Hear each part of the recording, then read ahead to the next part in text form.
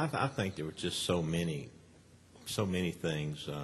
I've learned a lot in the last couple of days that I really didn't know when I watched the videos or listened to people tell stories, and you know, it's been like a history lesson for me. So I enjoyed every piece of it. I learned things about Junior I didn't know, you know, everyone. So to me, it was just kind of really neat to have all that come together and hear some of the stories and honor those people. I go along with what Rick said. There were so many I couldn't sit here and pick out any one. It was just amazing to listen to some of those stories, especially from people you grew up as not that we're that much younger, but that you grew up admiring Richard Petty and Junior Johnson and the France family. It was just great to hear those stories and be part of Dale Earnhardt's history. Tom Jensen, SpeedTV.com. For any of you guys who'd like to take this, all three of you are multiple champions of long histories. Will be in the hall someday. And on the business side, you're all used to dealing with big companies and sponsors and some of the structured events we have in NASCAR. Were you surprised at how emotional today was? Because it seemed like it was a real stark contrast to the banquet, you know, where it's everybody kind of gets up and gives the same speech. And today was just raw emotion from start to finish. Yeah, I think today was a humbling experience. Today we had everything, and I've said this a couple of times, but we have everything under one roof. And until you see, we have the sum of all these parts come together.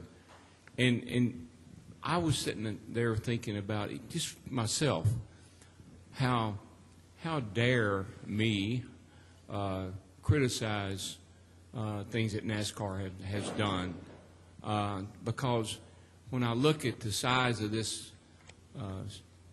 venue, look at what's been accomplished here, it really kind of brought it all together for me to realize how NASCAR and how the France family has visioned this sport all along. We all, I think most of us, I don't know about all of us, but a lot of us, we kind of think that the things they do and the way things go are directed right at you. You know, it's like, that's a bad rule. I don't like that rule because it affected me, or that's a bad decision, and I don't like that decision because it affected me. But I've said this before, and today brought it all all too clear to me was it's about all of us. It's not about one of us. It's not about Rick, Richard, any of the five that got in today. It's all of us have helped NASCAR build something as big as this is, and this is big. We're going to take two more questions. I see a hand in the back. If we can get a microphone to the gentleman with the red tie, and then we'll take one more from the floor for these three. Can I add to what he said a minute ago? You sure can.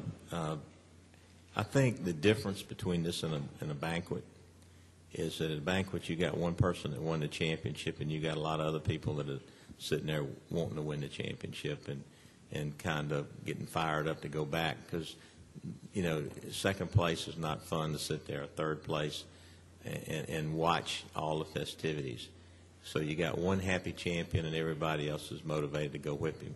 Today, everybody was on the same team. Everybody here was celebrating our sport and recognizing everybody was on the same team today. There was nobody disappointed that they weren't winning or getting the championship trophy. We all won today.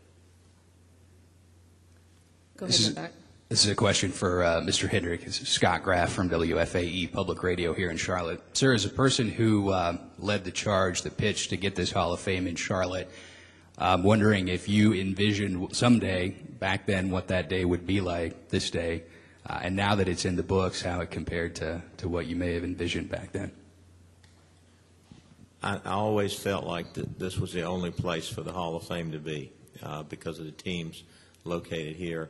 And I was so proud of our city because I have never seen the city of Charlotte rally as hard and work as hard as they did to bring this here, from trying to get creative to figure out how to financially raise the money, but the presentation that they put on blew everybody away. And I had no idea it was going to be as magnificent as it is.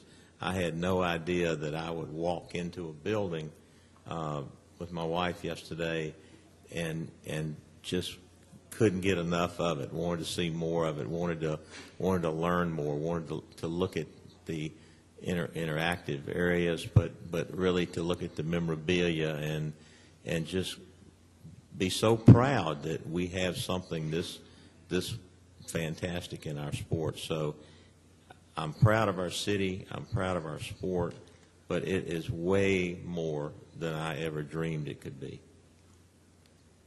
Who has the last question for these three?